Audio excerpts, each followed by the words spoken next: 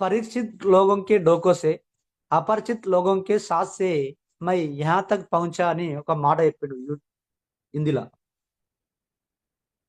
అంటే ఎవరైతే ఈ బిజినెస్ లోపల పరిచయం ఉన్నోళ్ళు, ముఖ పరిచయం ఉన్నోళ్ళు దోకా వేస్తారు.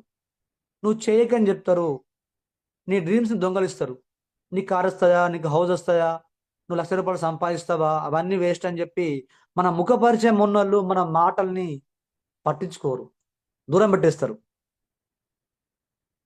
ఎవరైతే ముఖ పరిచయం లేని వ్యక్తులలో, నీ ముఖం తెలియదు, నీ పేరు తెలియదు, నీకు ఏ మార్కెట్ అని పరిచయం లేని వ్యక్తులు ఎవరైతే నీ బిజినెస్లోకి వస్తారో వాళ్ళు వచ్చి నీకు సపోర్ట్గా ఉండి వాళ్ళ డ్రీమ్ నీ డ్రీమ్ కలిపి నీతో కలిసి జర్నీ చేస్తారని నాకు అర్థం చేసుకున్నప్పుడు.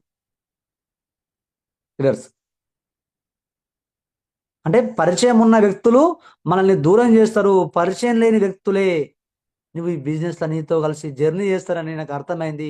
ఆ రోజు ఆ మాట విన్న తర్వాత ఆ యూట్యూబ్లో ఆ వీడియో సేవ్ చేసుకున్నా అంటే కదా, మన ఇంటి పక్కోళ్ళు కానీ, మన దగ్గరోళ్ళు కానీ, మన అమ్మ వాళ్ళు బంధువులు కానీ, నాన్న బంధువులు కానీ, వీళ్ళందరూ మనల్ని దూరం చేసేస్తారు ఈ బిజినెస్ ద్వారా.